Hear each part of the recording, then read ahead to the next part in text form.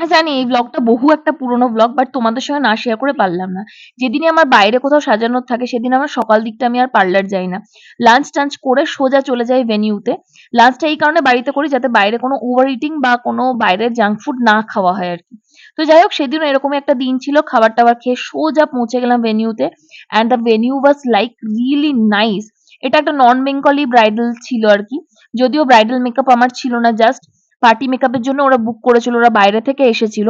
বেশ কিছু জনের সাজালাম, এবং দেখো যখন আমি সাজাই কিরকম অবস্থা থাকে বিছানাটা, পুরো মেসড আপ। তো চেয়ে তো ছিলাম এনাদের খুব ভালো ভালো কিছু পিক্স ক্লিক করবো, but they are like too much camera shy. তো ওনারা ছবি তুলতে আমাকে কোনো মতে অ্যালাউ করলেন না, বাট ছোট মতো একটু মিনি ব্লগ নিয়ে নিলাম। নিয়ে সোজা চলে এলাম পার্লারে। খুব খিদে পেয়েছিল, কিছু খাবার নিয়ে চলে এলাম নিজের প্লাস স্টাফেদের জন্য।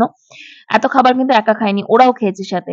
খেয়ে টেয়ে নিয়ে সোজা চলে গেলাম gym, because gym is a mandatory thing. এই মিনি ব্লগ